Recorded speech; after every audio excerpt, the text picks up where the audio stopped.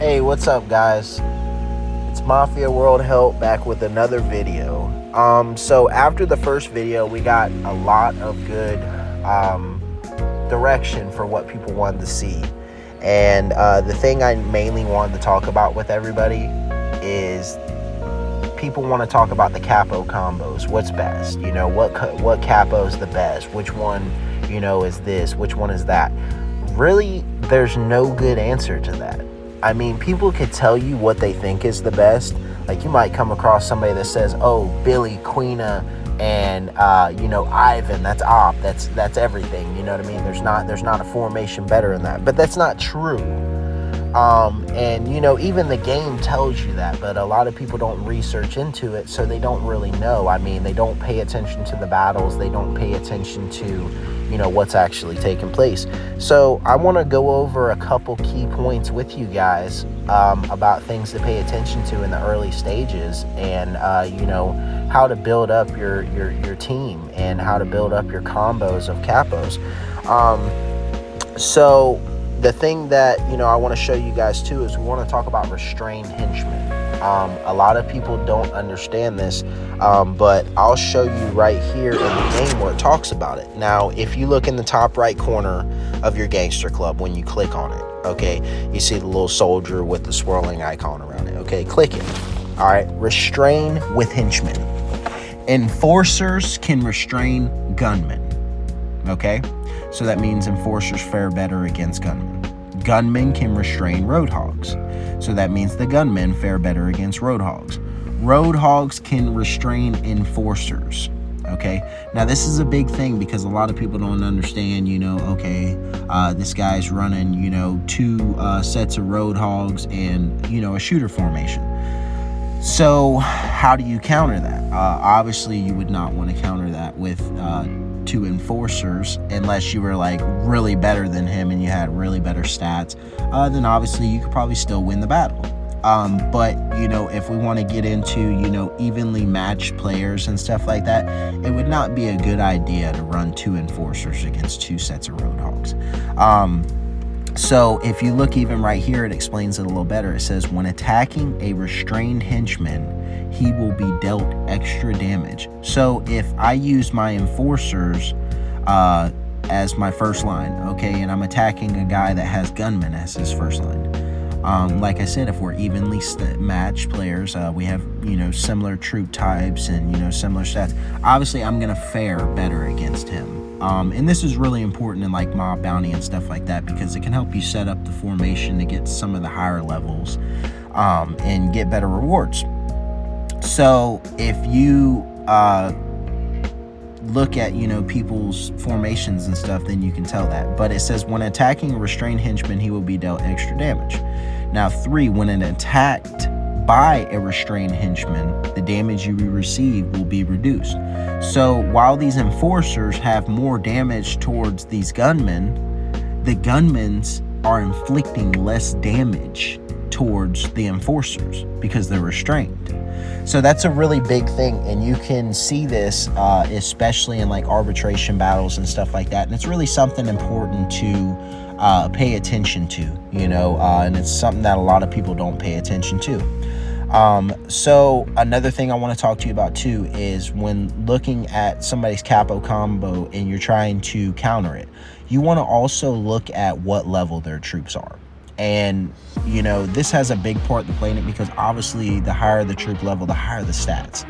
And this is why I explained in the last video, it's so important to always be progressing in your mansion, you know, always attacking street forces, always attacking the bandit mobs, always attacking the bandit strongholds. That's going to give you more experience to upgrade your Godfather level. Upgrading your Godfather level is a good thing because it gives you more all-around stats. But also, I want you to take into account too, you want to also be upgrading your city. Because we'll just look right here. For me to advance, right, I need to be family power 35, okay?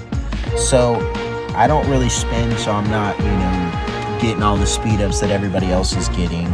But what I have done is I did unlock the extra construction coin. So that's a really good thing to do if you are going to spend a little money, because then you're doing double the building than you normally would if you just had one spot unlocked. I don't think it's really a good idea to spend, 500 diamonds, every other day just to keep that spot unlocked. If you have the money, just go ahead and spend the $5 and do it. And it'll help you further yourself along. But let's just look at just the difference in, a level 4 and a level 5. Okay, so right here, the HP is 1600 for mine. Okay, if I upgraded, I would be at 2400. Okay, so that's a pretty big increase. Attack 1600 to 2400. Defense 1920 to 2880. Morale 1600 to 2400. Okay, now that's real important to pay attention to when you're looking at all these things and trying to figure out what formation to save up. And I told people in the past, the thing that you want to focus on, people, always say, well, I'm attacking with, 3 capos. Why don't I just focus on those 3 capos? Yes, your primary focus should be on your top 3 that you're going to be using to really, do some stuff. And I understand that, people don't have the money to keep up with multiple capos and stuff like that. It gets to be a little repetitive trying to get gold like that all the time. But we explained a couple ways to get gold last time. But what you want to do is, let me show you why this is important. Let's go to your security center. Go to your station. Now, I'm progressing because, I'm not really spending much. So, I'm progressing the ones I got, and, I'm progressing others with it. But you're going to set up 5 different formations, okay? And this is especially when you're offline, why you really want this done. Let's say a guy attacks me like 40 times, which I've seen it before. Guys, will definitely do that. They'll attack you like 40 times, and, they'll keep losing and keep losing until they finally win because they've killed all your troops. You won 40 times, but then he won once, and then now he's just robbing you of resources while you're offline. So the real good thing to do, especially if you can't afford the truce and the shield, is, set up your 5 different formations. It's a really good idea to do. Sometimes, like, if I know I'm going to be offline for a while, and you don't mind losing some resources, and you just don't want to spend, building your troops all over again, it's sometimes a good idea to clear this all out. So then when they attack, you don't lose any troops, you just lose some resources. So that's it. That's a strategy. Because sometimes, like I said, people don't have the money to set up their troops all the time. But having all your capos upgraded is important for this reason right here. And let me show you something else. This is really important too. Not only setting different formations, like I said, like me, okay, I run, Ivan, Quina, and Norman as my main. Well, let's say I come across a guy that, has, we'll just say Russell and Tom, okay? He's going to put Russell and Tom at the beginning, and we'll just say Russell, restrains my Ivan, okay? So he knocks out my Ivan, so now the defense of my squad has went down because, like I said, your enforcers protect your squad, okay? And then, my Queen is going to fare well against his bikers, but like I said, the rest of his squad is going to be able to come in.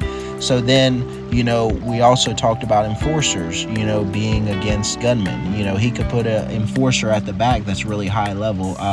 You don't always see that, but I have seen it before, and it's actually fared well. He might have an enforcer, and the enforcer is going to deal a lot of damage to my shooters. So there's many different formations, so you want to be prepared. I would always say at least, train, one enforcer that's, Ivan or somebody else. I prefer Ivan because he's got really good stats and really good skills. We talked about it a little bit in the last video. Train you like 2 shooters and, 2 road hogs, and that's solid for being able to change formations on the fly. And it's really good, for like in-game. Obviously you're not going to be doing this all at the beginning because that's a lot to accomplish. But one thing I did want to talk about too is that's important also for the arbitration society. When you get to a certain point, you're going to come to the Death Summit. You're going to unlock that. Now, when you get here, you're going to obviously progress through the different tiers and stuff like that. But when you're there, you're going to set up 3 different teams, okay? So you set up these 3 different teams, and, you know, you're just doing it to counter. So the thing about this is you want to always pay attention to what the other person has. That's a really big thing. Obviously, you know, I'm not going to go blind and just keep using this for every single person I fight. But we'll just click this guy above me. We're looking at his team now, okay? So he's got, you know, a Roadhog, an Enforcer, and a Roadhog. You know, a Shooter, an Enforcer, and a Shooter. A Roadhog and 2 Enforcers. So, you know, I want to start to look at how can I counter that with what I have. You know, I know that Shooters will restrain Roadhogs. So obviously on the team 1, I would want a Shooter there. You know, Enforcers can be restrained by Roadhogs. So I would want a Roadhog there. And then Roadhog obviously is restrained by Shooters again. So then I would want a Shooter. So just as a quick restrain counter to this, I would do a Shooter, Roadhog, Shooter on team 1. And like I said, you don't always have to do that, and that's not always the sure way to win. It's dependent upon stats. It's dependent on what this person's invested in. But if you want to restrain them and deal more damage and them deal less damage to you, that's your option.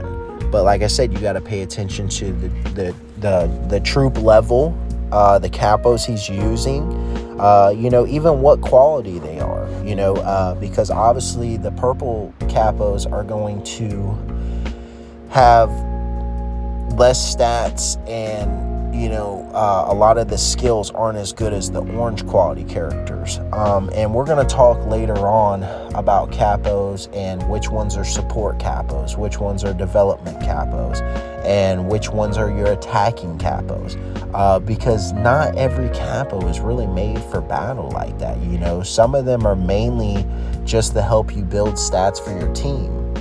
And we'll speak about that in later videos. So that's a thing. And like I said, you can collect this every hour, you know what I mean? It'll just build up, and you're able to collect the points right at the bottom, as you see. But that's a good thing to pay attention to. Now, a lot of people asked about equipment for your capos. Please do not buy the level 60 equipment that they offer in the store when the city first starts. It's not really that good. I would more so focus on building up your capos and being able to get level 100, level 120, you know, and on higher. Now, the mob bounty is going to be your best friend in that area, okay? And a lot of people don't know this too, but when you go here, okay, let's just say, you see I'm on stage 571. Okay, daily at reset of the city, okay, which is about 7 o'clock for me here in the United States. But what you want to do is the bottom right corner, you see reset. You'll be, well, I got no more chances for today, but you'll click this reset button. The first one's free. The second one you have to pay diamonds with. If you don't have a lot of diamonds, it's kind of stupid to be paying to reset it, but you can reset it once for free. Reset it. And what it'll do is it'll take you to stage 1. And then up to the level you've already completed, you'll just hit the bottom and it'll say insta clear. And that will give you more points for your mob bounty that you can use in the store. Now, this is important because, like I said, this is a good place to get equipment. So, you know, obviously start out with your level 100 equipment. You know what I mean? It has better stats, and, you know, it'll get you further than that level 60 equipment. Now, when you got level 100 equipment on your 3 main and, you know, you build up enough points, you can start getting this level 120 equipment. Get the level 120 equipment and take the level 100 equipment and put it on some of your capos below that you still use in battle, but might be your second formation. That's really important. We're going to talk about luxury cars and stuff in the future and stuff too. I'm going to make a video on that because that's a pretty important aspect too. But with this equipment, right, let's say you don't have all the blueprints and everything you need to just keep upgrading and upgrading and upgrading these. I would focus on attack and HP the most at the beginning of the game.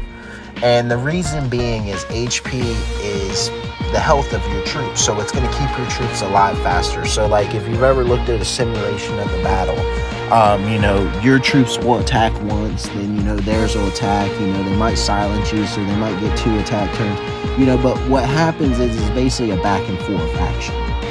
Okay, similar stat players, the one with HP will normally win that has more HP and, you know, more attack and stuff like that, because they're inflicting more damage and they're able to take more damage and stay in the fight longer and your troops not die off.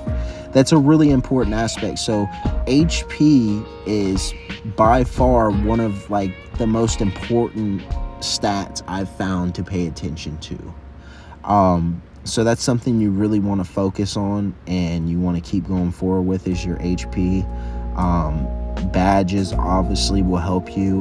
You obviously want to increase your badges and stuff, but we'll speak about all that later. But I just wanted to make this quick video on talking about capo combos. There's no such thing as a perfect capo combo. Okay, I don't care what anybody tells you. There's ones that fare well. Sorry, but did you say that again? It all depends on who you're facing. You know what I mean? It all depends on who you're going against. And that's why I say you have to see who you're facing and see what you got to restrain them and see what you got to use. And that's a really big thing. So be mindful of those things and you'll learn it in no time. You know, watch the battles if you can. I mean, that'll even help you understand your troops and how they're faring better, and show you what to work on. But like I said, guys, if you like the video, hit the like button. Please subscribe to the channel. And if you have any ideas for videos that you want to see in the future or anything, I'm pretty good about making videos pretty quickly. Just leave it in the comments section, and anything you guys want to see, I'll try to get to you and try to help you out the best I can, because we're all on this journey of this game trying to get further. So I'll try to give you the best advice I can and try to get you the best answers, and hopefully we'll be good at this game. All right, guys, like I said, just leave me anything you want in the comment section below, and I'll make it happen.